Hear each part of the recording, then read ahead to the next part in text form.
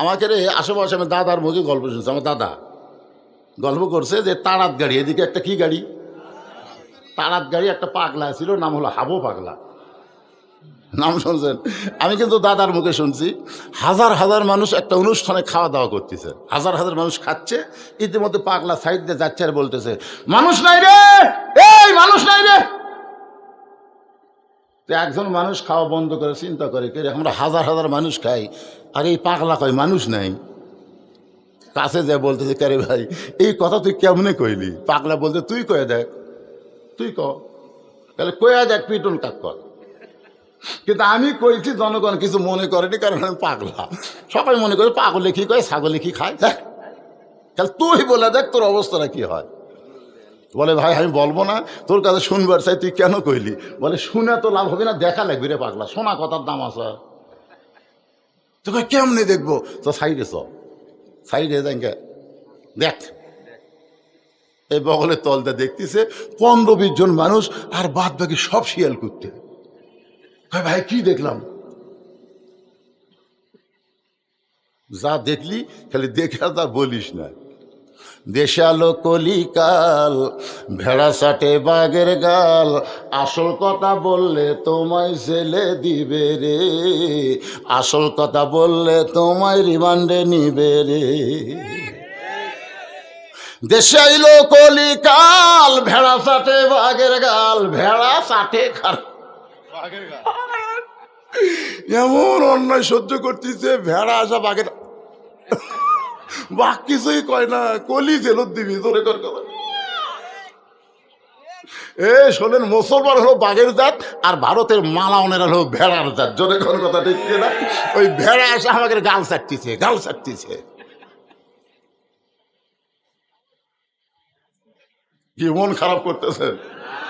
এই যুবকেরা, কাঁচা বাদামের গান করলে, কাঁচা বাদাম, ফাটা বাদাম, সাদা কালা, সাদা কালা, এলা বাদ দেখে এই গানটা কও।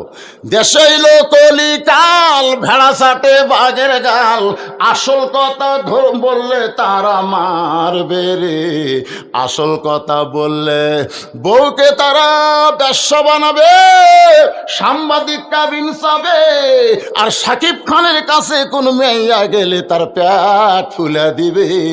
এই দেশে সাকিব খানের বিচার হবে না, মামুনুল হকের বিচার হবে। জোরে কোন কথা, ঠিক না?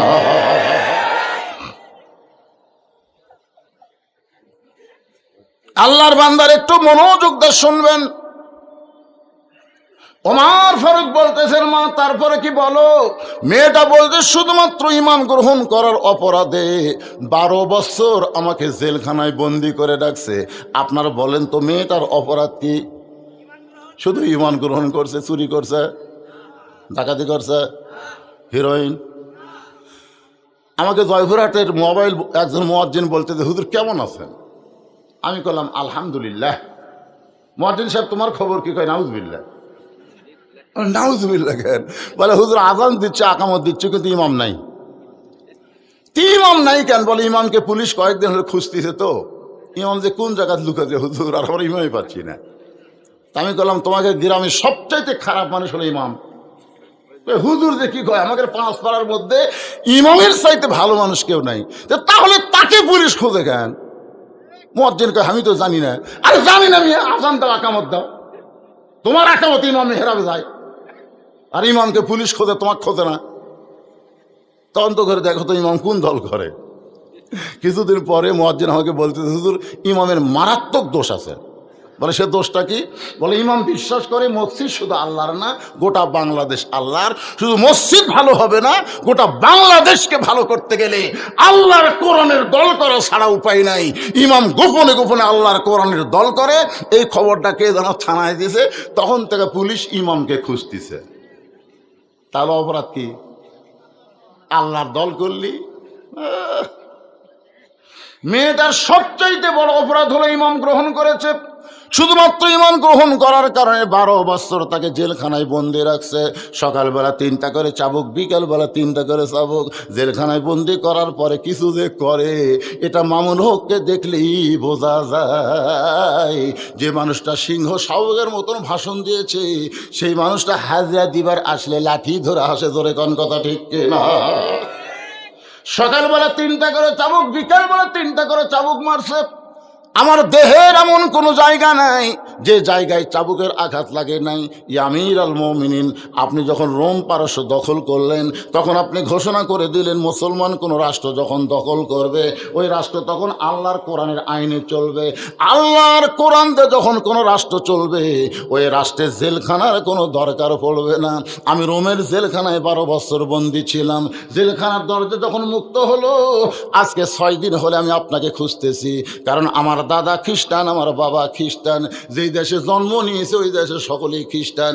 আমি একজন খ্রিস্টানের নারী মুসলমান হইয়া খ্রিস্টানদের কাছে কেমনে যাব, এই জন্য আপনাকেই খুঁজতেছিলাম।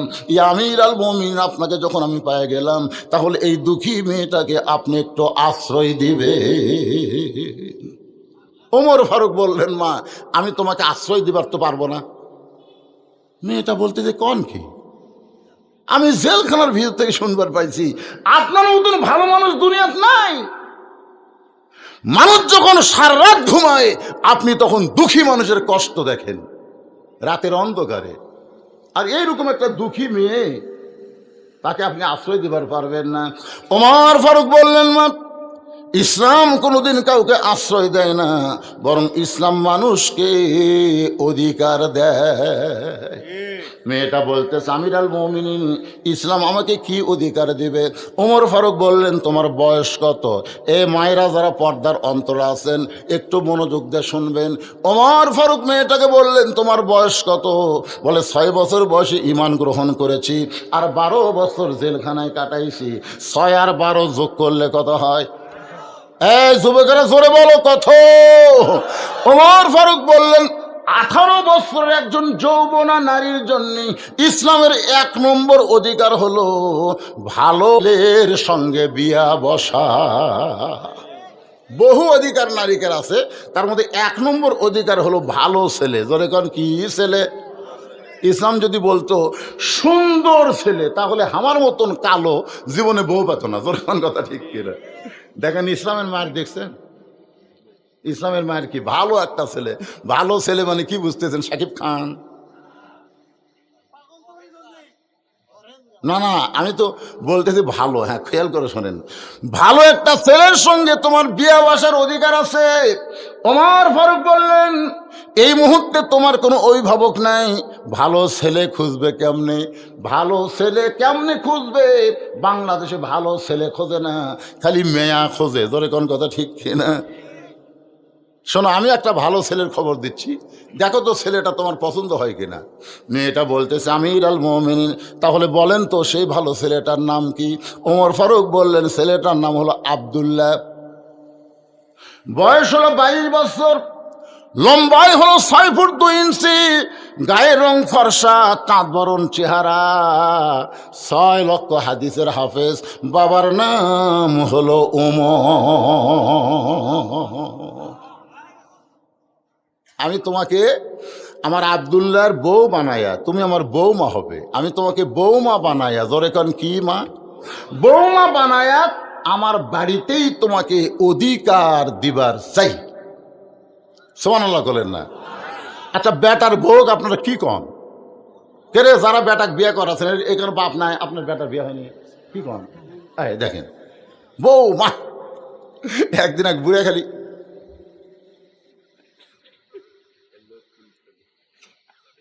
আমি কি এরকম হুজুর ওয়াজ করেন না তো? কিসের বৌমা? বেটার বউ হচ্ছে বউ দজ্জাল।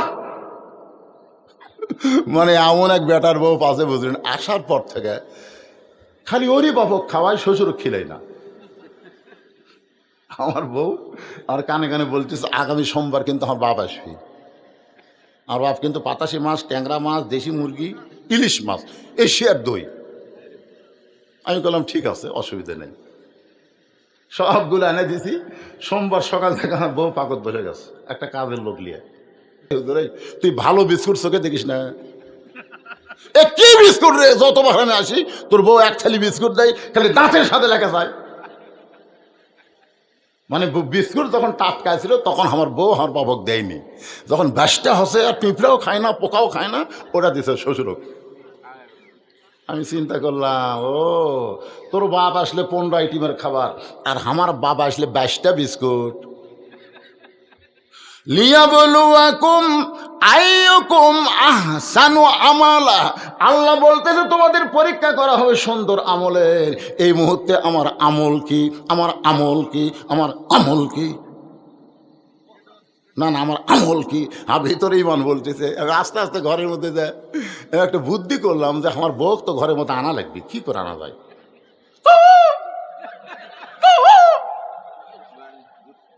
আমার বাপ খালি হাসতেছে, কিন্তু হুজুর আমার কুকুরের ডাক দেয় কেটে।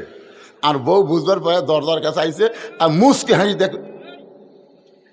বউ যেই ঘরের মধ্যে গেছে আমি দরজা বন্ধ করে দিলাম, দরজা বন্ধ করে সিটকে লাগাই দিলাম। আমার আব্বা খাওয়া বাদ দেখে, বুঝলো এই বুঝলো, বউকে ঘরের তোলা দরজা বন্ধ করলি কেন? আমি করলাম ইন্নাল্লাহ আমার সবেরিন। আব্বা একটু ধৈর্য ধরেন, আব্বা একটু ধৈর্য ধরেন। আমি এটি টুটি ধরলাম না, কেন হাত দিলাম যে তোর বাপ আসলে 17 প্রকার আইটেম, আর আমার বাপক 22টা বিস্কুট। তুই যদি সকালবেলা মরিস, বিকেলে আমি বিয়ে কর্ম, কেউ ফতুয়া দিবি না।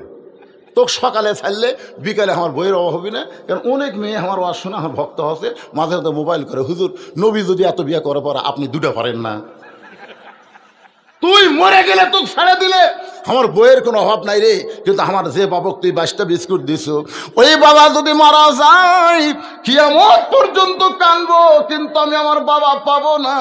আল্লাহ কোরআনে বলেন ওয়াকাযা রাব্বুকা আল্লা তা'বুদু ইল্লা ইয়াহু ওয়া বিল ওয়ালিদাইনি ইহসানা। সঙ্গে সঙ্গে বউ আমার পা ধরে বলতেছে, আর জীবনে ভুল করবো না, আজ থেকে আপনার বাপ আমার বাপ একই বাপ। আমি দরজা খুলে দিলাম। এরপর আব্বা কয়েক বছর পয়সা ছিল, আব্বা খালি আমার মাঝে মধ্যে কয়, বাবা ঘরের মধ্যে দরজা বন্ধ করে যে কি নেক আমল করছিস রে, হায় হায় রে, ওই আমলের কারণে তোর বউ আমার বৌমা হচ্ছে রে, তোর বউ আমার বৌমা রে। মাঝে মধ্যে এরকম নেক আমল করার দরকার, এ কথা কর না।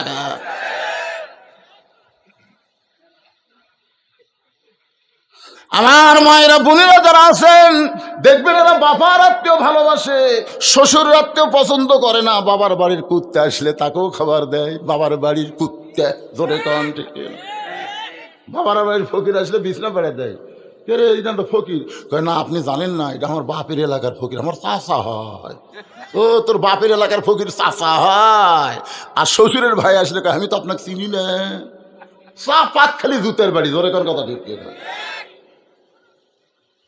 আমার মায়েরা মনোযোগ দিয়ে শোনেন, যে আমলের নেক আমলের পরীক্ষা হবে সেই পরীক্ষা নিয়ে কথা বলতেছি। এবার ওমর ফারুক বললেন, মা আমার বাড়িতে তোমাকে আমার বৌমার অধিকার দিয়ে তোমাকে রাখতে চাই। মেয়েটা বলতেছি, আমির আল মুমিনিন আপনি কিন্তু আমাকে বলেছেন ভালো একটা ছেলের সঙ্গে বিয়া বসার অধিকার আছে, আপনার আব্দুল্লাহ কি সব চাইতে ভালো? ওমর ফারুক বললেন, আমার 2 চোখে আমার আব্দুল্লাহর চাইতে ভালো কোনো ছেলে তো পড়তেছে না। মেয়েটা বলতেছে, আমির আল মুমিনিন তাহলে আমি একটা ছেলের খবর দিব, দেখেন তো এই ছেলেটা কেমন লাগে। ওমর ফারুক চমকে উঠছে যে তুমি জেলখানার মধ্যে বন্দি থাকা মেয়ে, তুমি ভালো ছেলের খবর কেমনে জানো? মেয়েটা বলতেছে, আমির আল মুমিনিন ছেলেটার নাম হইল হোসাইন, বাবার নাম হলো আলী, মায়ের নাম হলো ফাতেমা, আর নানার নাম হলো মুহাম্মাদুর রাসূলুল্লাহ। এখন এই 2 ছেলের মধ্যে আব্দুল্লাহ আর হোসাইন, এই 2 জনের মধ্যে ভালো কোনটা? জোরে কন। 2টাই ভালো, 2টাই ভালো, কিন্তু বেশি ভালো। ওমর ফারুক চোখের পানি বের করে বলতেছেন, মা সাইদুস শাবাবে আহলেল জান্নাহ হাসান ও হুসাইন রাদিয়াল্লাহু তাআলা আনহুমা, জান্নাতি যুবকদের সরদার হবে হাসান হুসাইন। আমার আব্দুল্লাহর চাইতে হুসাইন কোটি কোটি গুণ ভালো। তুমি এটা বলতেছে, হুসাইনের মতন ভালো ছেলে থাকতে আপনার আব্দুল্লাহর সাথে বিয়া বসবো কেন? আপনি তো বলেছেন ভালো একটা ছেলের সঙ্গে বিয়ে বসার অধিকার আছে, তাহলে হোসাইনের মতন ভালো ছেলে থাকতে আপনার আব্দুল্লাহর সঙ্গে বিয়ে বসবো না। ওমর ফারুক মেয়েটাকে নিরাপদ আশ্রয় দিয়া পরন্ত বিকেল বেলায় হজরত আলীর দরজায়, আসসালামু আলাইকুম ইয়া আহলাল বাইত, আম্মা সাইলা ফালা তানহার। হযরত আলী চমকে গেল, হযরত আলী চমকে গেছে। এই গল্প করা চলবে না, যায় মিডিয়া ম্যানেরা গল্প না, যায় সাইডে বসে থাকো। মানে এরা তো আমার ওয়াজের হাফেজ, বোঝেন না? আমি কোন কথা কুড়ি থেকে শুরু করবো এটা মুখস্থ হয়ে গেছে। তোমরা গল্প করলে চলবি, তাই জনগণ এমনি তোমাদের ক্যামেরার কারণে খেপে আছে, গল্প করো না বাজান সোনার স্থানেরা। আল্লাহর বান্দার খেয়াল করে শোনেন, আম্মা সাইলা ফালা তানহার কোরআনের আয়াত। এই আয়াতটা আল্লাহ ফকিরকে উদ্দেশ্য করে নাজিল করেছে। আসলে ফকিরকে কথা কয় না, আমরা ধনী লয়, আমরা ফকির। আরে বাবা, হযরত আলী দরজা খুলে বলতেছে, আমির আল মুমিনিন, আপনি ফকিরের আয়াত কেন তেলাওয়াত করলেন? ওমর ফারুক বলে, আলী রে, জীবনে কোনোদিন ঘটকালি করি নাই, আজকে প্রথম ঘটক হয়ে তোমার বাড়ির দরজায় তোমার হোসেনের ব্যাপারে আমি একটু ঘটকালি করতে চাই। হযরত আলী বলতেছেন, আপনার মতন মহান ব্যক্তি যখন ঘটক হবে তখন পাত্রী অবশ্যই ভালো হবে। ওমর ফারুক বলতেছে, ১ নম্বর গুণ হচ্ছে ৬ বছর বয়সে মান গ্রহণ করছে। কয় বছর? ২ নম্বর গুণ হলো ১২ বছর ইমানের পরীক্ষা দিয়েছে। ইন্নাল্লাযীনা ক্বালু রাব্বুনাল্লাহু সুম্মা ইসতাকাম। ৩ নম্বর গুণ হলো আমার আব্দুল্লাহকে পছন্দ করে না, আমি সেই মেয়েটার সঙ্গে তোমার হোসেনের ব্যাপারে ঘটকালি করতে চাই। আলী মুসকে মুসকে হাসার কয়, আমি মনে মনে এমন একটা মেয়ে হোসেনের জন্য খুঁজতেছিলাম। সুবহানাল্লাহ কবেন না? আপনারা বলেন তো, দেখে দেখে খোঁজা না মনে মনে খোঁজা, কোনটা ভালো? এক ছেলের বাপ বলতে, হুজুর এ পর্যন্ত 19টা দেখছি, এখনো পছন্দ হয়নি। আমি করলাম, কে ভাই আবার বিয়ে করবে? হুজুর আপনি বোঝেন না, আমার জন্য না তো, আমার ছেলের জন্যে। তো কিভাবে দেখলেন? লাড়াছাড়া দেখছি হুজুর, লাড়াছাড়া দেখছে, মেয়ের হাত ধরে টিপতেছে আর বলতেছে, মা তোমার নাম কি মা? কোন স্কুলে পড়ো মা? মানে এরকম 19টা মেয়ে লাড়তে লাড়তে বুড়া লুচ্চা হয়ে গেছে। ধর এখন কি হয়ে গেছে, ওই আরো লাড়বি বেটাক বিয়ে দিবি না, ওই লাড়ার একটা ধান্দা তুলছে। কি ধান্দা?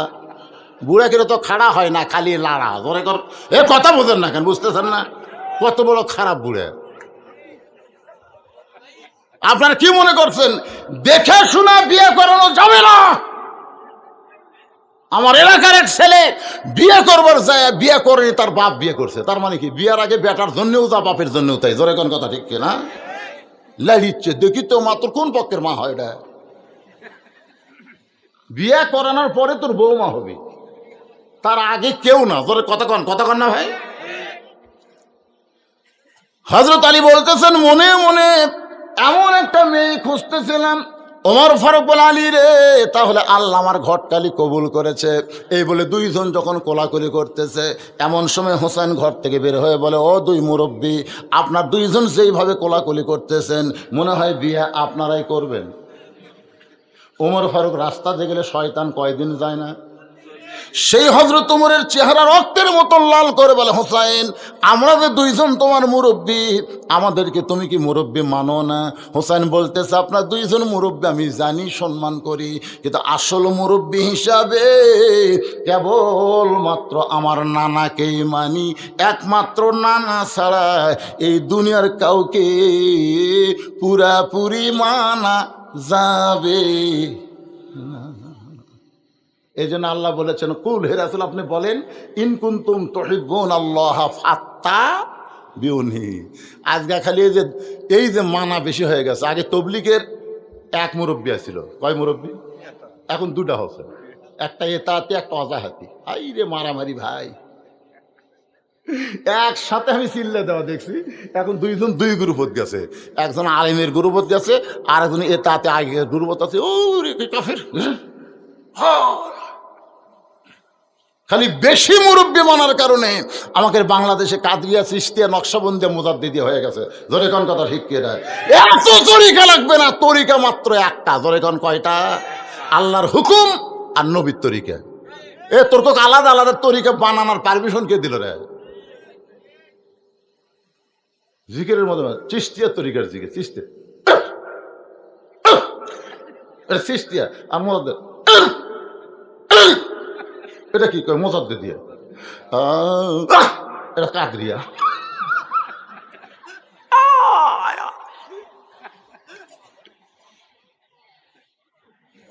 শোনেন, একমাত্র রাসূল ছাড়া অন্ধভাবে কাউকে মানা যাবে? কথা কন না কেন যাবে? হোসেন বলতেছে আপনার দুইজন আমার মুরব্বী, আমি জানি সম্মান করি, কিন্তু আসল মুরব্বী হিসাবে কেবলমাত্র আমার নানাকেই আমি মানি। ওমর ফারুক বলে হোসেন তুমি কি বুঝাবার চাও?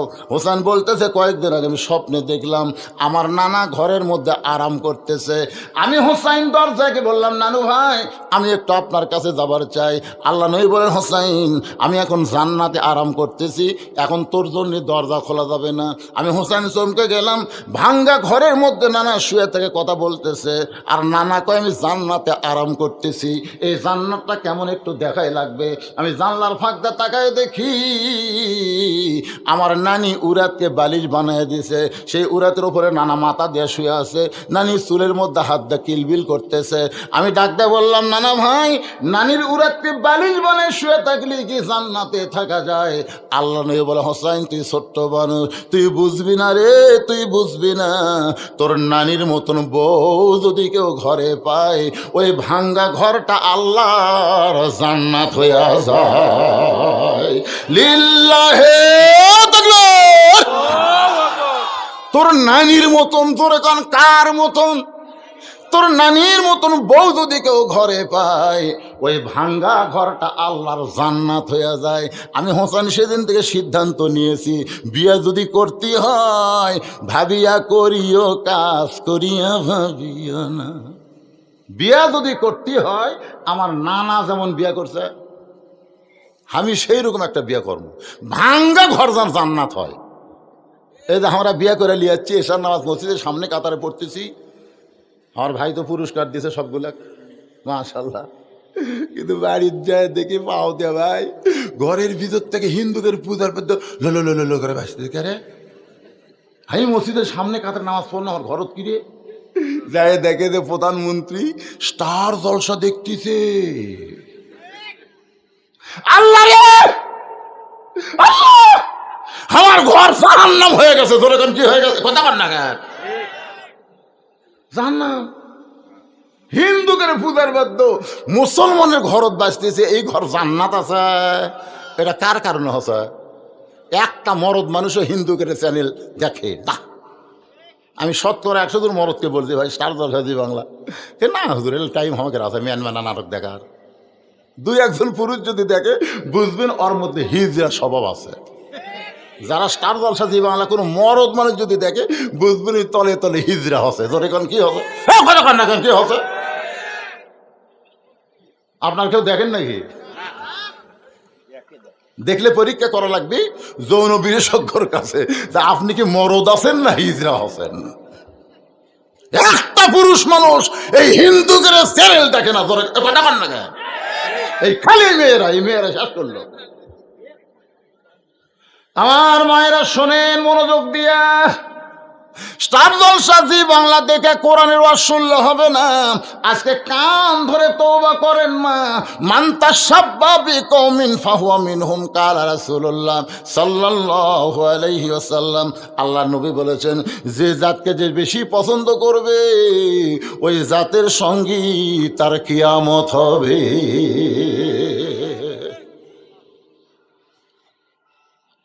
হোসেন দৌড়ে গিয়া বাবার আঙ্গুল টানে ধরছে, আঙ্গুল ধরে বলতেছে বাবা আপনি সত্যি করে আমিরুল মুমিনের সামনে বলেন তো আমার মা আপনার কেমন বউ ছিল বলেন। হযরত আলী বলতেছে হোসেন রে তোর মা তো জান্নাত রে। তো বলতেছে আব্বা আপনি যদি ভালো বিয়ে করে পারেন, না না যদি ভালো বিয়ে করে পারে আমি পারি না। বিয়ে করলে বুঝে শুনে বিয়ে কর্ম, অজগবি একটা ঘটকালি গুলি সেটা বিয়ে।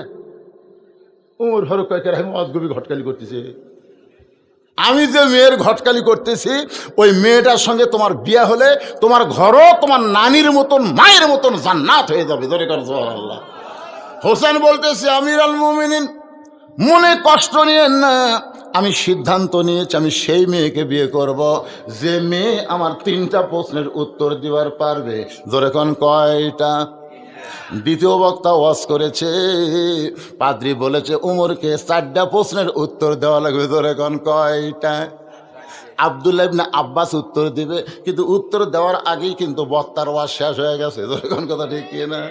যতক্ষণ আমরা পেঁচাল ফেললাম সেখান থেকে আধ ঘন্টা দ্বিতীয় বক্তাকে যদি দিবার পারতাম, তাহলে 4টা প্রশ্নের উত্তর শুনলে আমাকে মনটা বড় ভালো হতো। জোরে কোন কথা ঠিক কি না?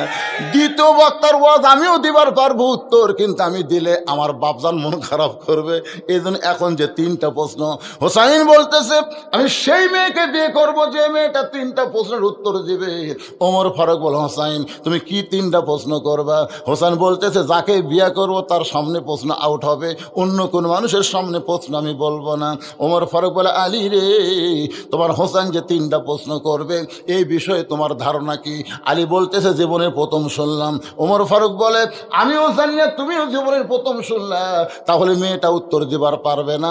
আমার ঘটকালি আল্লাহ কবুল করলো না। কানতে কানতে মেয়েটার দরজায়, মা আমার আব্দুল্লাহ বিয়া কর মা, তোর জীবন শান্তি হবে। মেয়েটা বলতেছে খালি একটা বার বলেন হোসেনের চাইতে ভালো, খালি একটা বার বলেন আব্দুল্লাহ হোসেনের চাইতে ভালো, আমার কোনো আপত্তি নাই। ওমর ফারুক বলে যেটা বলা যাবে না সেটা কেমনে বলবো?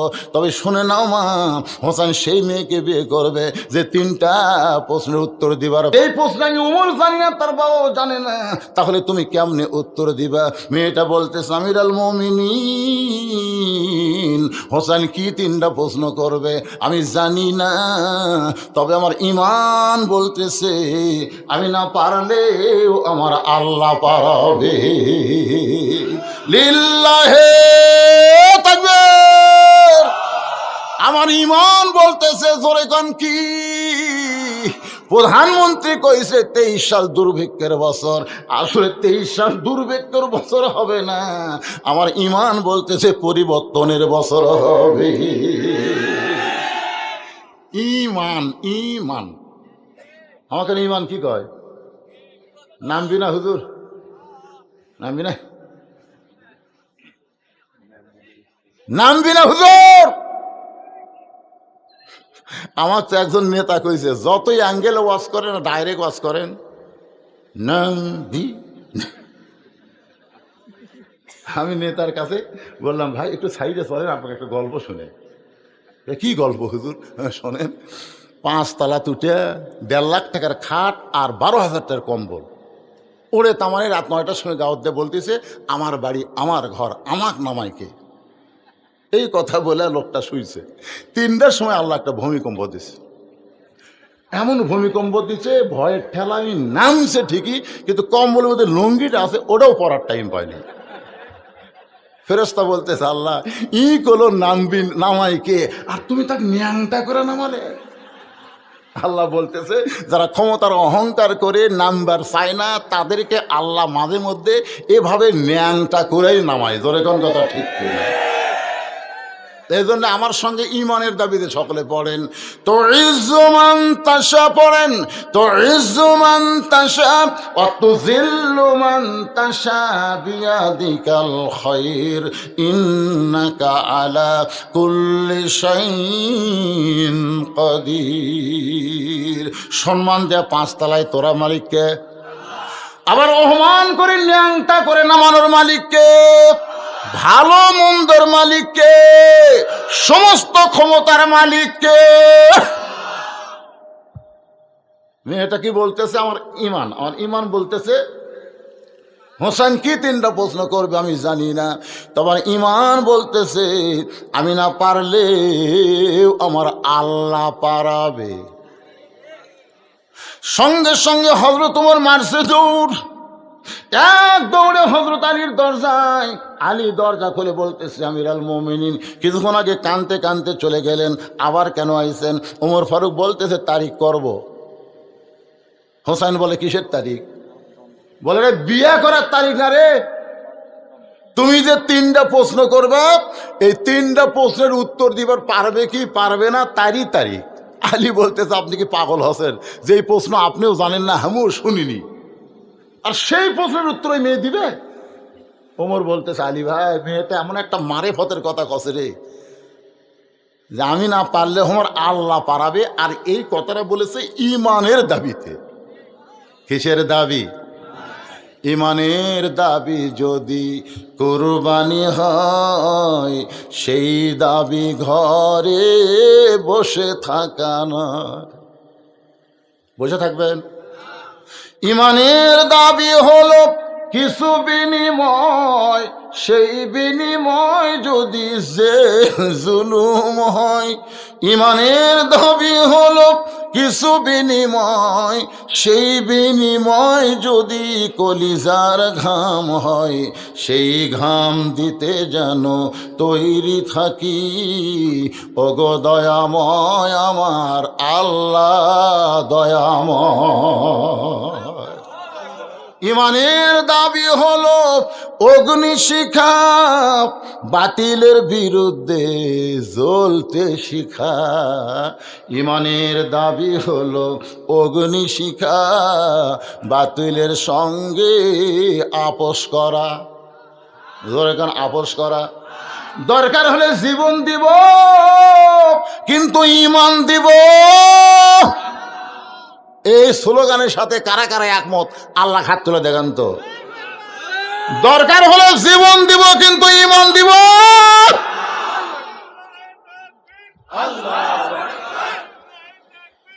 হাত নামান, হাত নামান ভাইজান। শোনেন, শোনেন, আমি যতই চেষ্টা করি, আমি কিন্তু আমার জীবন বাঁচাবার পারবো না। মাইকেল জ্যাকসনে 11টা এফআরসিএস মানে সমস্ত ডিগ্রি শেষ করা ডাক্তার রাখছিল, 11টা বিষয়ের ওপরে 150 বছর বাঁচবি। কয়শো বছর? মানে যখনই কিছু হবি সাথে সাথে পরীক্ষা হবে। একটা কম্পিউটার সব সেট করছে, মাত্র 49-এর মধ্যে আজরাইলকে আল্লাহ পাঠিয়ে দিচ্ছে, যা তুমি ডাক্তার সেট করছে। মাইকেল জ্যাকসন রে প্রতি মাসে ডাক্তারের বেতন দিচ্ছিল বাংলাদেশের টাকায় 70 থেকে 80 লাখ টাকা। সেই জ্যাকসন 49 বছরই মরে গেছে। তার মানে আমরা যতই চেষ্টা করি জীবন বাঁচাবার পারবো না, তবে একটু চেষ্টা করলে আমরা ইমান বাঁচাবার পারবো। তো যেটা চেষ্টা করে বাঁচান দেবি সেটা চেষ্টা করেন, যেটা বাঁচানি যাবে না তার পাশে আমাকে এত ধান্দারে ঘাড় কাজ করে দেখতেছেন। কি দেখতেছেন ভাই? 12 তলা হসে ইঞ্জিনিয়ার করছে, আরো 3 তলা তোলা যাবে। 2 কান্দে 2 ফেরেস্তা কয় শয়তান রে, উপর দিকে সাড়ে যা দেখেই আমাকে কষ্ট হয় না কেন? মাজার লাঠি দিয়া কয় ভিত মজবুত আছে তো? এই বিল্ডিং কিন্তু 100 বছর টিকসই হতে হবে, ভিত কি মজবুত আছে? আল্লাহ কয় তোর মাজার ভিত ভেঙে গেছে শালা, ঘরের ভিত দেখতে তুই পাগলা হয়েছো? আমি হচ্ছি বগুড়ার। শোন, আপনারা কোন জায়গার? আমি বগুড়া তোয়াজ করতেছি। আমার বগুড়া তোয়াজ করে দেয় না ভাই। ভাই দেখি ভাই পাইছে আল্লাহ জানে রে, একেবারে দেয় না। না আমি লিখছি কিন্তু দিচ্ছে না। গত 14 তারিখ আমার রেলগেটে মাহফিল আসলো, ওরা গেছিল অনুমতি দিবি না। বগুড়ার সমস্ত প্রশাসক বলছে বদলি ছাড়া বক্তা নাই। তাই হুজুর তো কিছু কয় না। কয় না মানে অ্যাঙ্গেলে এমন মার দেয় কলিজার মতো ঢোকে। মানে আমি একটাই বক্তা, চিল্লা চিল্লি করে ওয়াজ করি না, হাসাতে হাসাতে কাম সারি। ধরে কোন কথা ঠিক কিনা? চিল্লা চিল্লি ফাটাফাটি আমার কাছে নাই, হাসির মধ্যে মার হবে। যাদেরকে মার দিচ্ছি তারা বুঝবার পারবে, অন্য লোক বুঝবি না, খালি হাসাই যাবি। ধরে কোন কথা ঠিক কিনা? আল্লাহর বান্দার প্রশ্ন হবে 3টা। জোরে বলেন কয়টা? তুমি যে প্রশ্ন করবো সেই উত্তর দিবার পারবে কিনা তার তারিখ করতেছি। আলী বলতে যে কেমনে পার? গোমর ফারুক বললেন আল্লাহর প্রতি অগাধ বিশ্বাস নিয়ে ইমানের দাবিতে যখন কথা কইছে তখন মনে হয় কিছু একটা হবে। নির্দিষ্ট তারিখ মোতাবেক ভাইজান একটু মনোযোগ দিয়ে শুনতে হবে। আমার মা বোনদের জন্য বলতেছে, মা আমার খুব কষ্ট লাগতেছে যে আপনারা বসে থেকে শুনতেছেন। ঘড়ি তো আমার কাছে নাই, দেখি আজকে ঘড়ি মনে বলে ছাড়াতে যাচ্ছি। এখন বাজতেছে 11টা 47। এই যে দীর্ঘ সময় পর্যন্ত ওই সোনার চানেরা যে দাঁড়িয়ে আছে, কে তোর পাও কথা কয় না, কে কটকট করে না? কে পোলা আছে? হ্যাঁ তোমার নাই তো কিসের পোলার? এই আজকে একটা কথা করো, পোলার প্যাকেট।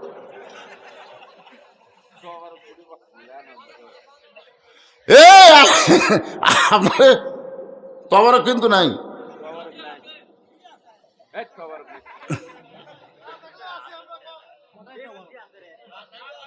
সবচাইতে বড় তাবারকের নাম কি? সুবহানাল্লাহ।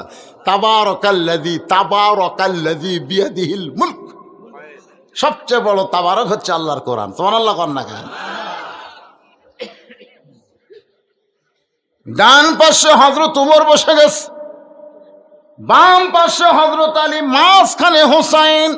এই বসার সাইজটা খেয়াল করেন। ডান পাশে কে বসছে? কে? না না, এরা কে? মেহেদী হাসান তুহিন। মাঝখানে বজলুর রশিদ। আর এটা তুহিনের চাচা। চাচা ভাইসকে মাশাআল্লাহ। বসার একটা সাইজ নাই। আমার অনেক মঞ্চে বসি ভাই। ডান পাশে আওয়ামী লীগ, বাম পাশে বিএনপি, মাঝখানে আমি জামাত। হ্যাঁ আসলে বসি, বসে চিন্তা করতেছি এটা হলো স্বাধীনতার স্থপতি, এটা হলো স্বাধীনতার ঘোষক। হ্যাঁ আমি শালা রাজাকার, আজ কি যে হবি রে। নিজের চোখে তো আমি দেখছি রে ভাই, আমার দেখা কথা আমি বেশি করি।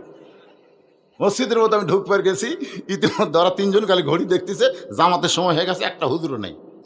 আমি পাও দেবার চাই, চিন্তা করি দেমো, দিলে তো আমাকে মতে করা লাগবি, না দিচ্ছি না, ওরা কি করে।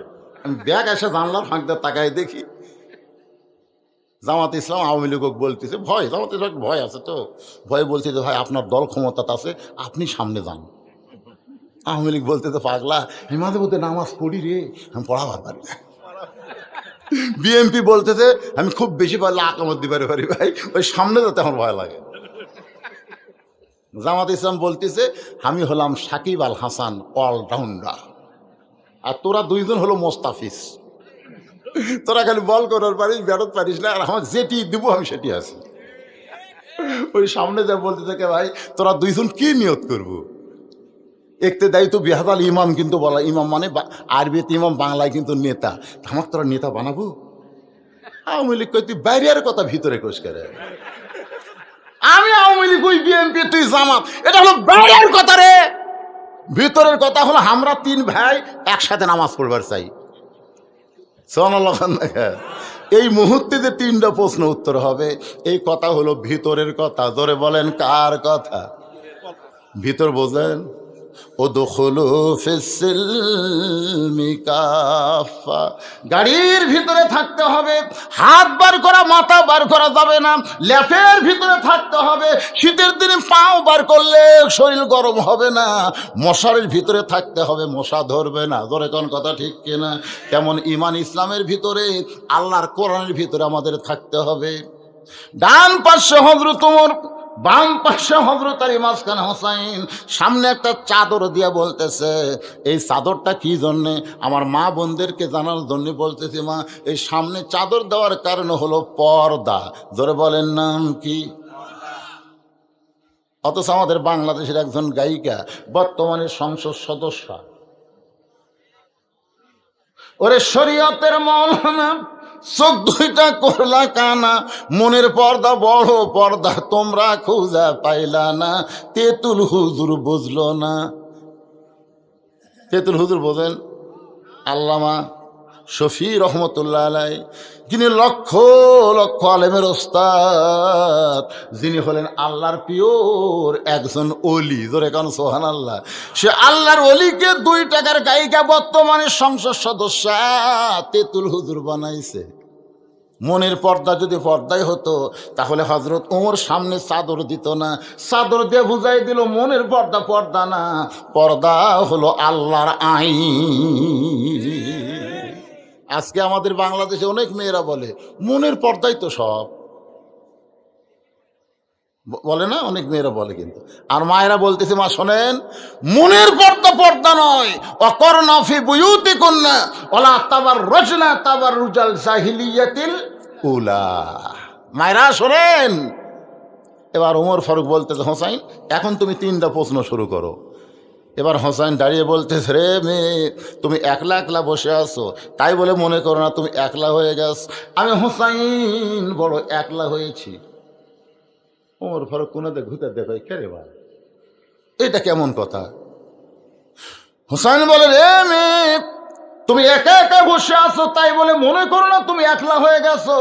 আমি হোসাইন বড় একলা হয়ে গেছি, আমার দুই পাশে দুইজন মহামানব দেহ নিয়ে বসে আছে, কিন্তু মনে মনে মনে মনে তোমার পক্ষ নিয়েছে। নির্বাচন কমিশনার নিরপেক্ষ চেয়ারে বসে আছে, কিন্তু মনে মনে মনে মনে একটা দলের পক্ষ। প্রশাসনের কর্মকর্তা নিরপেক্ষ চেয়ারে বসে আছে, কিন্তু মনে মনে মনে মনে একটা দলের পক্ষ নিয়েছে। হজরত আলী আর ওমর ফারুক কিন্তু এই সাইডে বসে আছে, মনে মনে কিন্তু হোসেনের পক্ষে নাই, মনে মনে পক্ষ নিয়েছে কার? মেয়েটা জিতুক, তাহলে আমার ঘটকালি আল্লাহ কবুল করবে। হযরত আলী মনে মনে চিন্তা করে, মেয়েটা যদি উত্তর দিবার পারে তাহলে আমার পছন্দ করা ছেলের বউ আমি পাবো। তাহলে এই দুইজন মহামানব দেহ নিয়ে বসে আছে কোন সাইডে? হোসাইনের কাছে, হোসাইনের কাছে। আর মনে মনে মেয়েটার পক্ষ নিয়েছে। আপনারা বলেন তো, দেহের জোর বেশি না মনের জোর বেশি?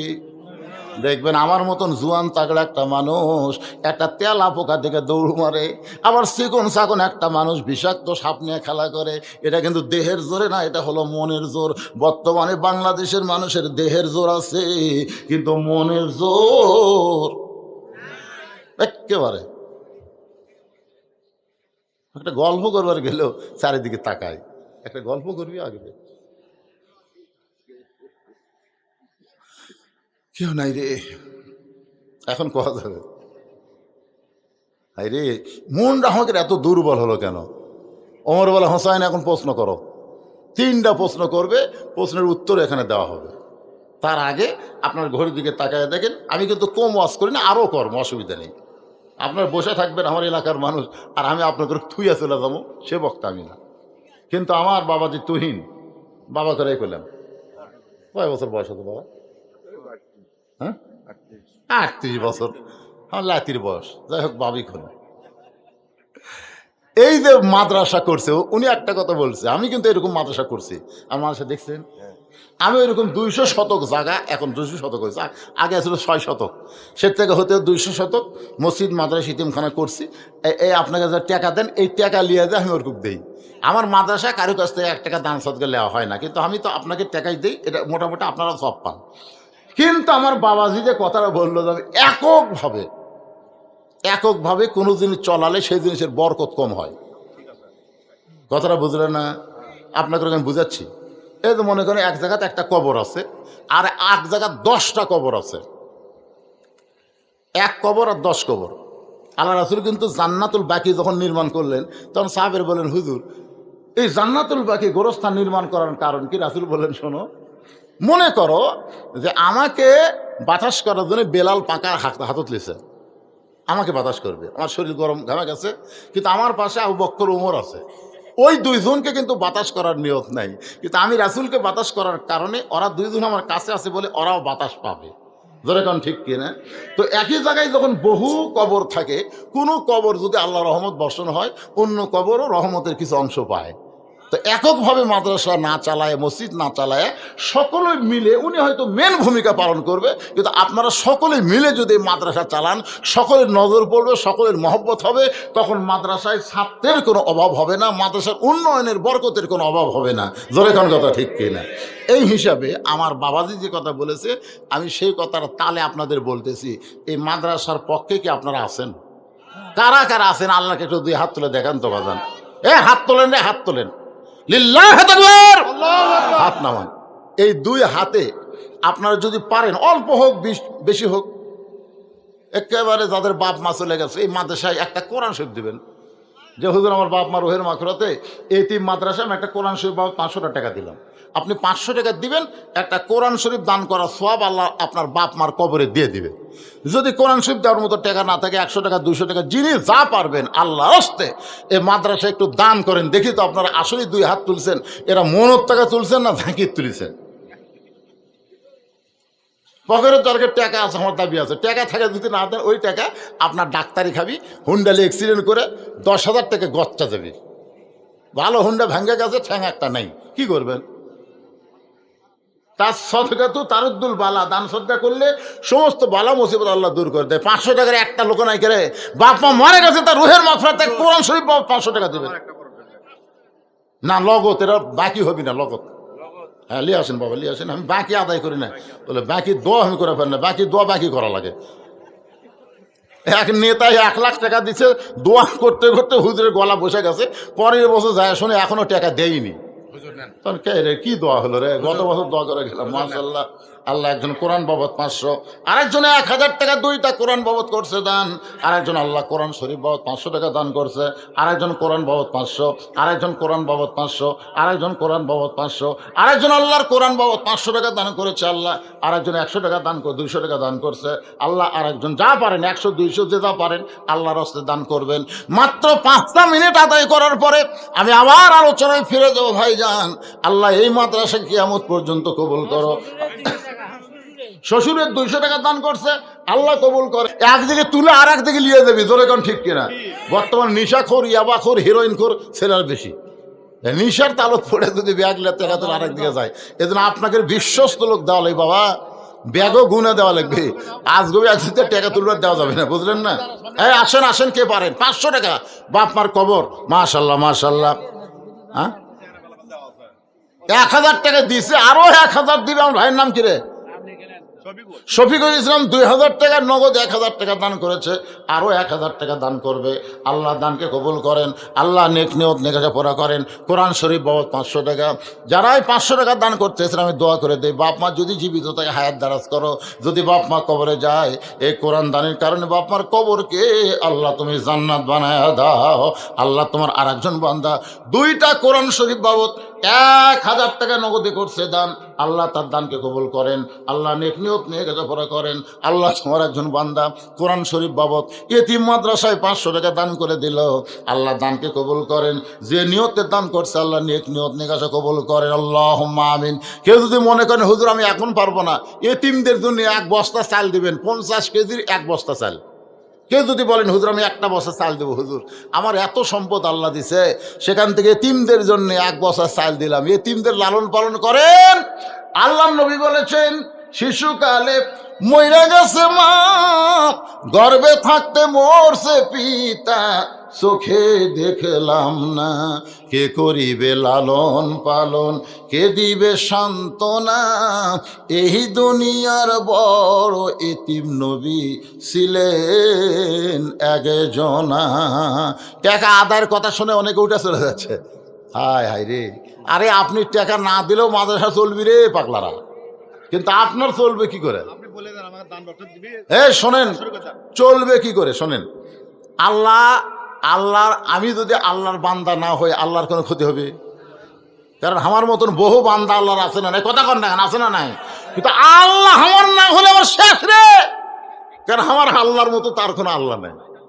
তো এই জন্যে ভাইজান একটু চাইলাম, পরীক্ষা করলাম, লিয়াবলুয়াকুম আইয়ুকুম আহসানু আমালা। সবচেয়ে সুন্দর আমল হলো আখিরাতকে বিশ্বাস করে আল্লাহ রাস্তায় দান করা। যারা দান করে তাদের আখিরাতের প্রতি বিশ্বাস আল্লাহ মজবুত করে দেয়। কারণ এই যে টাকাগুলো আপনারা দিলেন, এই টাকা দিয়ে তো আপনি কয়েকদিন চা খাওয়ার পারতেন, কিন্তু আপনার তো হলো না। আপনি আখিরাতকে বিশ্বাস করে টাকা দিলেন, আল্লাহ তাআলা এই টাকা আপনার নামে জান্নাতের ব্যাংকে অ্যাকাউন্ট খুলে দেবে। সবাই একটু মহব্বত নিয়ে দরুদ পড়েন, আল্লাহুম্মা সাল্লি আলা সাইয়্যিদিনা মাওলানা মুহাম্মদ ওয়া আলা আলি সাইয়্যিদিনা শাফিআনা।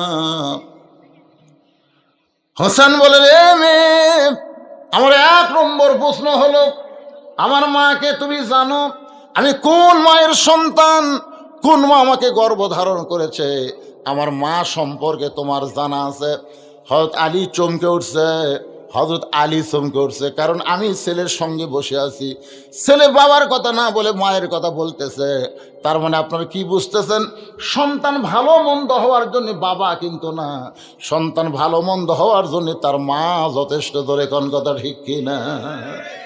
একটা গানও আছে, বাবা আনন্দে মাতিয়া সাগরে ভাসাইয়া সেই যে চইলা যায় খবর লয় না, মাজন ধরিয়াই উদরে কতই কষ্ট করে 10 মাস পরে পায় প্রসবের বেদনা, এমন দরদি ভবে কেউ হবে না আমার মা গো। মেয়েটা পর্দার ওপার থেকে বলে, হোসাইন আপনার মাকে আমি চিনি। প্রশ্ন করেছে আমার মাকে তুমি জানো? আর উত্তরে বলতেছে আপনার মাকে আমি চিনি। ওমর ফারুক জিব্বাত কামড় খাইছে। জিব্বাত কামড় খাওয়ার কারণ হলো প্রথম প্রশ্নই আউট, কারণ প্রশ্ন করেছে আমার মাকে জানো। ফাতেমাকে সবাই জানতে পারে, কিন্তু ফাতেমারে কেউ চিনতে পারবে না, কারণ ফাতেমা হলো পর্দানিশী নারী। জোরে কোন কি নারী? পর্দানিশী নারীর খবর জানি অমুকের বউ আছে, কিন্তু আমরা কোনোদিন দেখলাম না। আমাদের পাড়ায় অনেক বউ আছে, সবাই বলে অমুক ছেলে বিয়ে করছে, কিন্তু আজও পর্যন্ত তার বউকে আমরা দেখলাম না। কেন দেখবা? সে শুধু নিজে দেখার জন্য বিয়ে করছে, পরকে দেখানোর জন্য বিবাহ করেনি। আপনারা বলেন তো আজকে যে যুবকদের স্বপ্ন দোষ হয়, এটা কি পর্দানিশীর জন্য না বেপর্দার জন্যে? মুরব্বীরা কর না কেন? আপনাকে তার এটা হয় না? কেরে যুবক, কার জন্য হয়? সব মেয়েরা যদি পর্দানিশী হতো, আমাদের সোনার যুবকেরা এই বয়সে দেওয়ালে হারবালের পোস্টাল পড়তো। অনেক যুবকেরা এই মাহফিলের বিজ্ঞাপন পড়ে না তো, হা করে কি পড়িস রে? Indian herbal, Kolkata. কিচ্ছুই লাগবে না বাবা, কিচ্ছুই লাগবে না। সুবহানাল্লাহ। আমার মায়েরা যদি পর্দার ভিতরে থাকে, সবাই তাকে জানবে, কিন্তু কেউ চিনবার পারবে না। হযরত আলী চোখ দিয়ে দর দর করে পানি পড়তেছে, আর হোসেন মুচকি মুচকি হাসতেছে।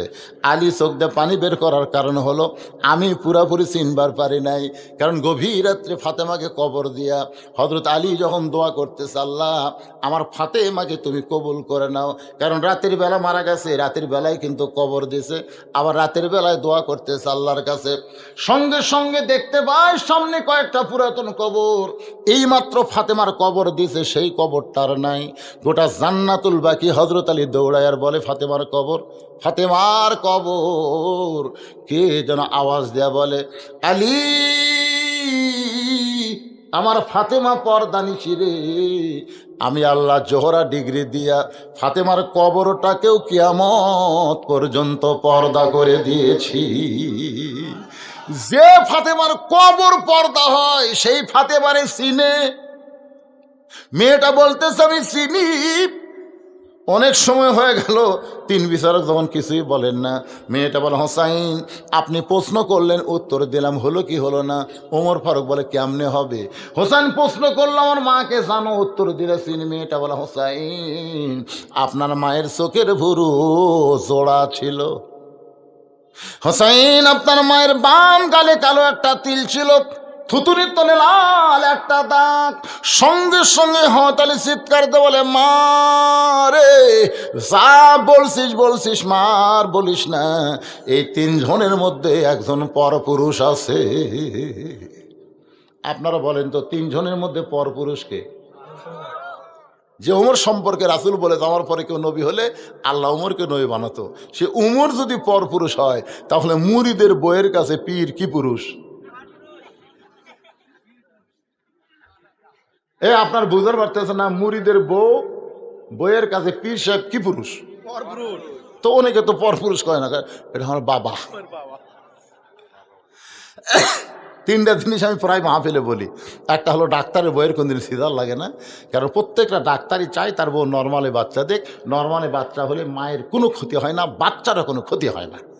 প্রত্যেকটা বাচ্চাই নর্মালে হবে, কিন্তু কতগুলা মা এনা বেদনা, স্বামী কত সিজার কর্ম রে।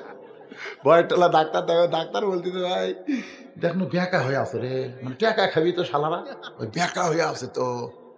আসলে ব্যাকা টেকা কিছু না, 3 দিন পরে এমনি বাচ্চা হবে, 3 দিন আগেই সিজার করে। আপনি খোঁজ করে দেখবেন, বগুড়া জেলার কোনো ডাক্তার বউ সিজার করেনি। মৌলবীর বাড়িতে কোনোদিন মিলাদ হয় না, খেয়াল করে দেখবেন। একটা মৌলানার বাড়িতে মিলাদ হয় না, কেন এরা জানে মিলাদ একটা ফাও জিনিস, খামা খাইটা করে কি হবে। তো পরের বাড়ি তারা মিলাদ খাবি, এদিক হোক। আর 3 নম্বর হলো পীরের বউ কোনোদিন মুরিদ হয় না, কারণ পীরের বউ জানে আমার পীর 1 নম্বর লুচ্চা, মাঝে মধ্যে মুরিদের বইয়ের দিকে চোখ মারে, এই শালার হাতে মুড়ি দেখি হবে। তাহলে কয়টা করলাম? 1 নম্বর ডাক্তারের বইয়ের সিদার লাগে না, মৌলবীর বাড়িতে মিলাদ হয় না, পীরের বউ মুরিদ হয় না। কি বুঝলেন? বুঝলেন? তাহলে পর পুরুষ তুমি কেমনে জানলে মা হোসেন মায়ের চোখের ভুরু জোড়া? এটা পৃথিবীর কেউ না জানলেও শুধু আমি আলী জানি। সুবহানাল্লাহ কোন? আল্লাহ রাসূল বলেছেন তোমার বিবির এই 2 ভুরুর মাঝখানে, বাবা গল্প না, এখন মজার বাজ হচ্ছে, তোমাকে গল্প দেখলে ওরা বাড়িতে আগে থাকবে। 2 ভুরুর এই 2 ভুরু নাই, এই 2 ভুরুর মাঝখানে কোনো বউকে যদি স্বামী একটা চুমা খায়, ওই স্বামীর আমল নামায় একটা ওমরা হজের সওয়াব আল্লাহ দিয়ে দেয়। আমরা অনেক শুনেছি বাবার মুখের দিকে তাকালে, মায়ের মুখের দিকে তাকালে হজের সওয়াব, কিন্তু বইয়ের ভুরুর মাঝখানে চুমা দিলে তো হজের সওয়াব। একটা চুমা খাবেন হজের সওয়াব। কিন্তু আমি তোরে বলতে দিই ভাই, মেয়েরা তো বেজার হচ্ছে, হুজুর কি ওয়াজ করলো রে, এরা যে বিনি খাওয়া খায় রে, ঘরের মধ্যে ঢুকলে মনে হয় ভোকরা মোটা ঢুকছে, আর চুমা খাবার গেলে তখন বমি হবি রে। এ বিড়ি খানে আপনারা ঘুমানোর আগে, চুমা খাবার আগে আচ্ছা তারে ব্রাশ করবা, বুঝছা? পেপসুডেন্ট গুঁড়াটা দিয়ে করবা, পেপসুডেন্ট গুঁড়া নাই, গুঁড়া দিয়ে সেই মতো বিশ্বাস করে, তারপরে বড়ির পাতা চাবিয়া, তারপর ভোগ চুমা খাবা, একটা হজর সব পাবা। সুবহানাল্লাহ খান। এই যারা বিয়ে করেন এরা এখন তালত থাকবি, এরা এই তালত থাকবি। দেখি তো 14 ফেব্রুয়ারি এটা করা যায় কিনা। বিবাহের আগে কোনো কিছু করলে হজের সওয়াব। বাম গালে কালো একটা তিল ছিল, আমি স্বামী হিসেবে বলতে পারি, থুতুনির তলে লাল একটা দাগ, তুমি কেমনে বললা? মেয়েটা বলে মুরব্বী, ওই রুমের জেলখানার মধ্যে শেরদিল কারারক্ষী সকালবেলা আমাকে 3টা করে চাবুক মারতো, বিকালবেলা 3টা করে চাবুক মারতো। ওই চাবুক মারার কারণে এক সময় আমি কষ্টের জর্জরিত বেহুশ হয়ে গেলাম। ওই বেহুশ অবস্থায় দেখতে পাই আমার শিওরের পাশে নূরের একটা পুতুলি বসে বসে কাঁদতেছে। আমি বললাম, কে গো আপনি, জান্নাতের হুরি না বেহেশতের পরি? আমার মাথায় হাত দিয়ে বলল, মা আমি জান্নাতের হুরিও না বেহেশতের পরিও না, আমি হলাম জগৎ বিখ্যাত মা ফাতেমা। ওই রোমের জেলখানা নির্যাতনের সময় বেহুশ অবস্থায় আমি আপনার মাকে দেখেছি। ওই সময় লক্ষ্য করে দেখি চোখের ভুরু জোড়া দেখতে পাই, বাম গালে কালো একটা তিল, থুতনির তলে লাল দাগ দেখেছি। হোসেন বলে, রে মেয়ে, 1 নম্বর প্রশ্নের উত্তর যেমন আশা করেছিলাম তার চাইতেও তুমি 100 গুণ সুন্দর দিয়েছ। ওমর ফারুক বলে, হোসাইন এখন তুমি 2 নম্বর প্রশ্ন করো। এবার হোসেন বলতেছে, আমার 2 নম্বর প্রশ্ন হলো, তুমি 6 বছর বয়সী ঈমান কেমনে পাইলা? তুমি যেই দেশে জন্মগ্রহণ করছো সেই দেশটা হলো খ্রিস্টানের দেশ, তোমার দাদা খ্রিস্টান, বাপ খ্রিস্টান, ওই রোম দেশের সকলেই খ্রিস্টান, ওই খ্রিস্টান দেশে 6 বছর বয়স ঈমান কেমনে পাইলা? মেয়েটা বলে, হোসাইন আমি দুনিয়ার সাধারণ কোনো ঘরের মেয়ে না, আমার দাদা হলো রোম সম্রাট কাইসার। ওমর ফারুক চমকে উঠছে, ওরে বাবা রে। ওই সময় 2টা পরাশক্তি ছিল, একটা রোম আর একটা পারস্য। রোম হলো কাইসার আর পারস্য হলো খিসরা। মেয়েটা বলতেছে, হোসাইন পরন্ত বিকেল বেলায় আমার দাদা ঘরের মধ্যে গিয়া বলতেছেন, আপনি আজকে রোমের রাজ দরবারে খেলা হবে, তুই কি খেলা দেখতে যাবি? ছোট বাচ্চাদের খেলা দেখা অভ্যাস করানো খুব ভালো। কথা কয় না, পানি পড়া দেন হুজুর, আমার ছেলে খালি কান্দে। পানি পড়া দিলাম, 1 সপ্তাহ পরে কয় পানি পড়া হয় না, তেল পড়া দেন। তেল পড়া দিলাম, 1 সপ্তাহ পরে কয় হুজুর আপনাকে দোয়ার মধ্যে আর বরকত নেই। চলে গেল মন খারাপ করে ছেলের মা। 1 মাস পরে বললাম, মা খবর কি? কয় আর কান্দে না হুজুর, আর কান্দে না। আমি বললাম, কি দেখ কি পড়াতে ভালো হলো? না না, আমার বাপ একটা মোবাইল কিনে দিছে। যখনই কান্দে তখন গেম চালু করে দিই, আর কান্দে না। মানে এই ছোটো ছোটো বাচ্চা করো, এরা খেলা দেখানোর অভ্যাস করতেছে। আপনি জানেন এই বাচ্চার চোখ কি হবে? এই কথা কন না রে, এই ছোট্ট না বাচ্চা খেলা মোবাইল দিয়ে এক বাড়ি যা দেখি মায়ের হাতে একটা, বাপের হাতে একটা, পুচকার হাতে একটা, তিনজনই মোনাজাত করতেছে। কি যুগ পড়লো রে ভাই রে। ওয়াজ করার সাথে সেলফি তুলবার যা টেজ ভাঙ্গিচ্ছে, বক্তাকেও ছাড় দিচ্ছে না ভাই। এক বক্তা কথা এলা তোলা জায়েজ নাই, দেই কথা জায়েজ নাই, তোর ওয়াজ শোনাও যায় না হে। মানে সেলফি তুলবার না দিলে বক্তা পর্যন্ত বেসাই হয়ে যাচ্ছে। হেই রে মোবাইল যা শুরু করলো ভাই, খেলা খেলা, পাবজি খেলা, ফ্রি ফায়ার খেলা, রাস্তা ধরে খেলতেছি, এত ব্যস্ত হয়ে গেছে। সমস্ত লোক যায়, ওই লড়ে না, আমি খালি যে খেলতেছে। এক কুত্তে যাওয়ার সময় চিন্তা করে, কে রে ই যে খালি একটু বসে থাকে, লড়ে না চড়ে না, কি করে? কুত্তে যাওয়ার পিঠের পাশে শুঙ্গিচ্ছে, মনে করছে গাছের গোড়া, এই মনে করে পেশাব করে দিছে। তারপরে হুঁশ আছে, কে রে তাকে দেখে কুত্তে পেশাব করে গেল।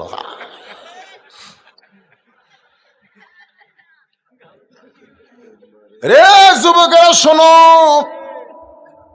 নষ্ট করে দিবে জীবন, নষ্ট করে দিবে শিক্ষা, নষ্ট করবে চোখ, নষ্ট করবে চরিত্র।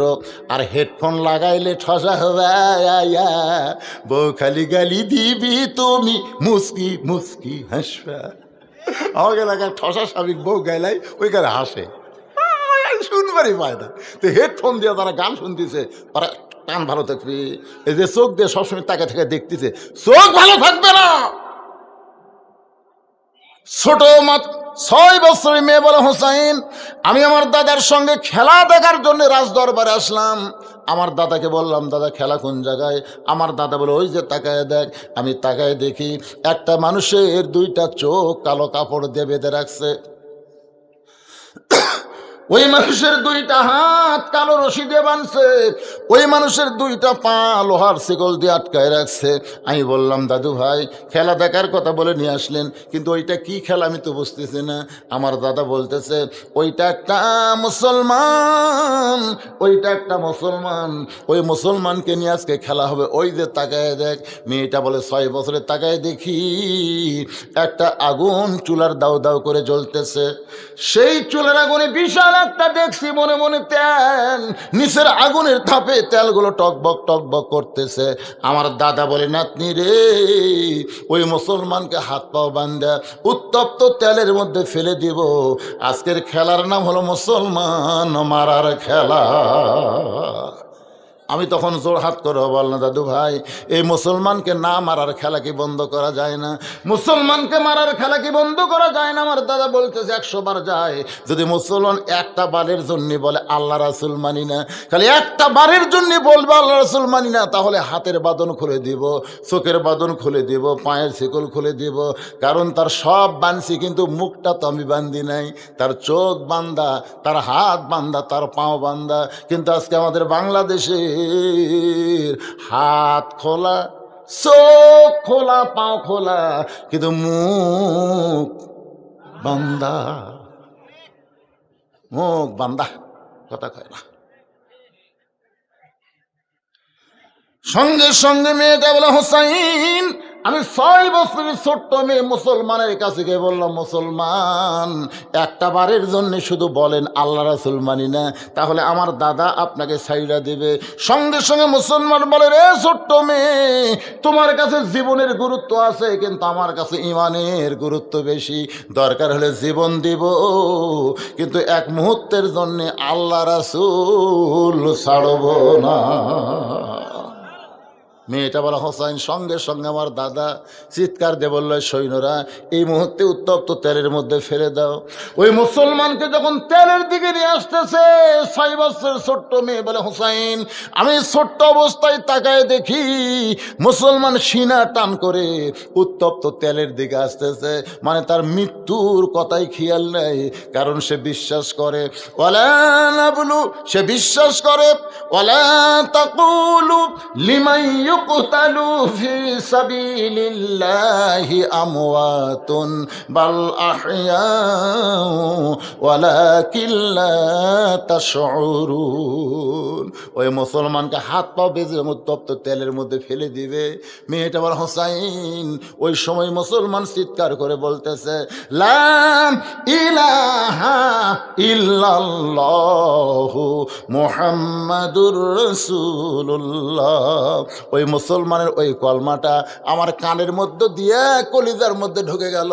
আমি তখন তাকায় দেখি মুসলমানের দেহ উত্তপ্ত তেলের মধ্যে পড়েছে, আর দেহের পাখিটা কে যেন ধরে জান্নাতের বাগানে উড়াল দেয়।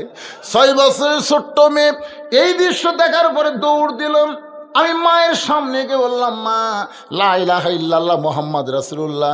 আমার মা বলতেছে, তুই না তোর দাদার সঙ্গে খেলা দেখবার গেলি, এই মুসলমানের কলমা কোথায় পাইলি?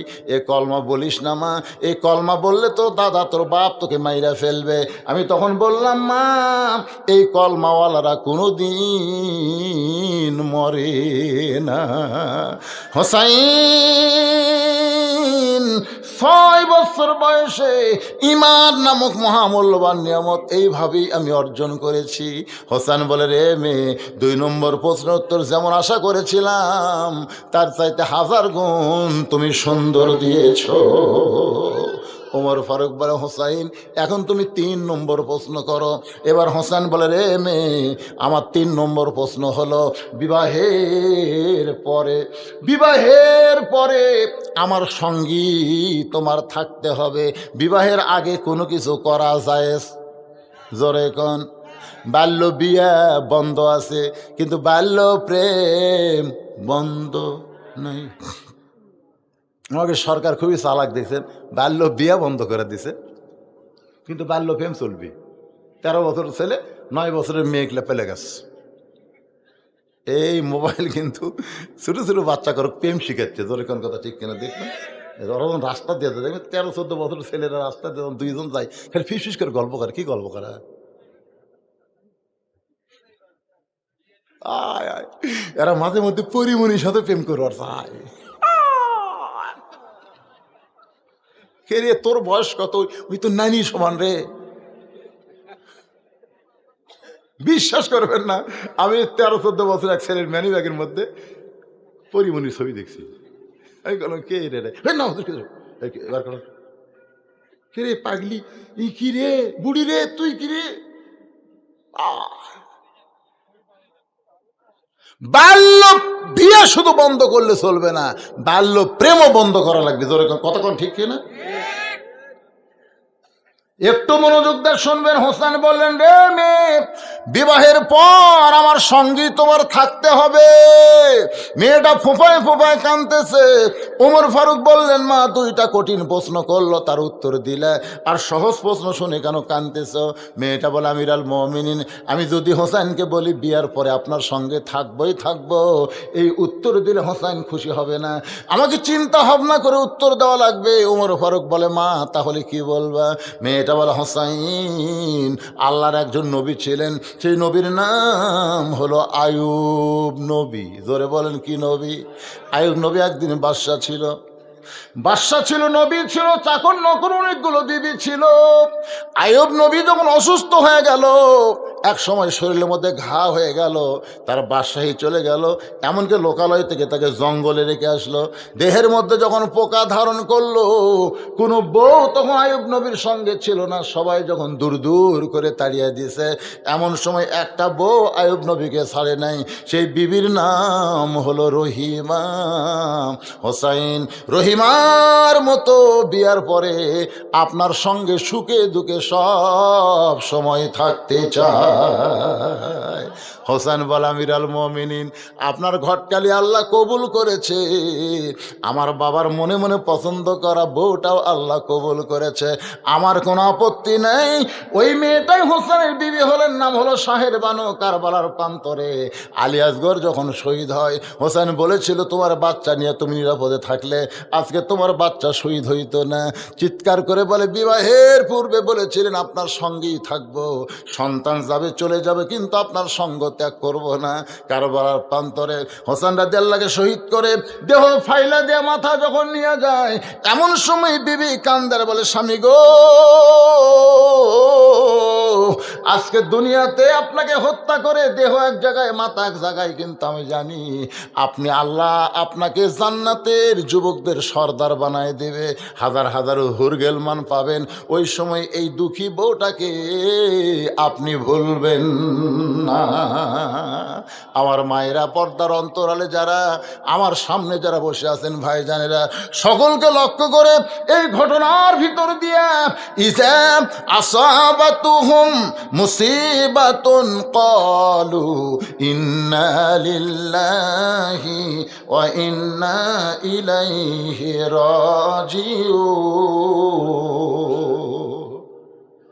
এক বস্তা কি দিয়েছে? চাউল দিছে? কে দিল সেটা? মাশাআল্লাহ, আমি ভুলে গেছিলাম। এক বস্তা চাউল আমি ভুলে গেছিলাম। কোনটা ইকবাল? আপনি ইকবাল? মাশাআল্লাহ। হ্যাঁ, মহিলা টাকাতে কে লিয়া গেল কি বুঝলেন? এটা মহিলা? আচ্ছা আচ্ছা। আস্তাগফিরুল্লাহ রাব্বি মিন কুল্লি জামবি ওয়া আতুবু ইলাইহি লা হাওলা ওয়া লা কুওয়াতা ইল্লা বিল্লাহিল আলিয়্যিল আযীম। আল্লাহুম্মা আমিন। আল্লাহুম্মা আনতাস সালাম ওয়া মিনকাস সালাম তাবারাকতা ইয়া যাল জালালি ওয়াল ইকরাম। আল্লাহ, কঠিন শীতকে অপেক্ষা করে আল্লাহ তোমার বান্দা তুহিন খান আজকের এই জান্নাতের বাগান লাগাইছে। আল্লাহ, তোমার নবীর ইতিম মাদ্রাসাকে লক্ষ্য করে আল্লাহ মেহেরবানি করে আজকের এই মাহফিল আমাদের সকলের হিদায়াতের জন্যে, নাজাতের জন্যে, জান্নাতের জন্যে আল্লাহ তুমি কবুল করে নাও। আল্লাহ, এই মাহফিল করতে গিয়ে হাজার হাজার টাকা খরচ হয়েছে আল্লাহ, এই খরচগুলোকে আল্লাহ তুমি জান্নাতের বিনিময়ে কবুল করো। এই মাদ্রাসা এতিমখানাকে আল্লাহ তুমি কবুল করো। যার নামে মাদ্রাসা নির্মিত হয়েছে আল্লাহ, তার কবরকে তুমি জান্নাতের টুকরা বানিয়ে দাও। আল্লাহ, আল্লাহ ওয়াজের শুরু থেকে শেষ পর্যন্ত অনেক আলোচনা হয়েছে আল্লাহ, অনেক জিকির আজকার কোরআন তেলাওয়াত হয়েছে। যদি ত্রুটি হয়, ভুল হয়, মাফ করে দিয়ে জাহাদিয়া মঞ্জুর করো আল্লাহ। সোনার মদিনায় নৈফাকে রওজা মোবারকে আল্লাহ তুমি কবুল করে নাও। আল্লাহ, তামাম আম্বিয়া কেরাম, আসহাবে কেরাম, তাবিনে কেরাম, তাবিনে কেরাম, তামাম পৃথিবীর মাটির নিচে যত মুমিন মুমিনাত আছে আল্লাহ, সকলার হওয়া ফরহাদিয়া কবুল করো। আল্লাহ, আমরা যারা হাত তুলেছি, আমাদের জনম দুঃখনী মা বাবা যাদের কবরে চলে গেছে আল্লাহ, বাপ মার কবরকে জান্নাতের টুকরা বানিয়ে দাও। আল্লাহ, আমাদের দাদা দাদি, নানা নানা, আত্মীয় স্বজন, শ্বশুর শাশুড়ি যাদের কবরে গেছে আল্লাহ, কবরবাসীদের মাফ করে দাও। আল্লাহ, আল্লাহ, এই মাদ্রাসা 3 জন বাচ্চার মাথায় পাগড়ি পরানো হলো আল্লাহ, তাদেরকে হক্কানে হাফেজ আলেম হিসেবে কবুল করো। আল্লাহ, মাদ্রাসার প্রতিষ্ঠাতা আল্লাহ তুহিন সাহেবকে কবুল করো। আল্লাহ, তাকে সর্বাত্মক সহযোগিতা যারা করে এই মাদ্রাসার ব্যাপারে আল্লাহ, তাদের সকলকেই তুমি কবুল করে নাও। আল্লাহ, আজকেও যারা মাদ্রাসাকে মহব্বত করে অল্প হলেও কিছু দান করেছে আল্লাহ, তাদের দানগুলোকে জান্নাতের বিনিময়ে কবুল করো। আল্লাহ, আমার মা বোনদের কবুল করো। আল্লাহ, আজকে দীর্ঘ সময় আমি মা বোনদের নিয়ে ওয়াজ করেছি আল্লাহ, আবিদা সালিহা পর্দানি কবুল করে মা ফাতেমার চরিত্র আমার মা বোনদেরকে আল্লাহ তুমি দান করে দাও। আল্লাহ, আল্লাহ তুহিন সাহেবের পরিবারের উপরে রহমত বরকতের দরজা খুলে দাও। আল্লাহ, তার ব্যবসার মধ্যে বরকত দিয়ে দিও। আল্লাহ, আল্লাহ, আমরা যারা হাত তুলেছি, কে কোন নিয়ত করে হাত তুলেছি আল্লাহ, সকলের নেক নিয়ত নেক আশাকে আল্লাহ তুমি কবুল করো। আয় আল্লাহ তাআলা, তার মনের মধ্যে যে নিয়তগুলো রয়েছে মাদ্রাসা ত্বরান্বিত করবে, বড় করবে আল্লাহ, সব নিয়তগুলো আল্লাহ তুমি কবুল করো।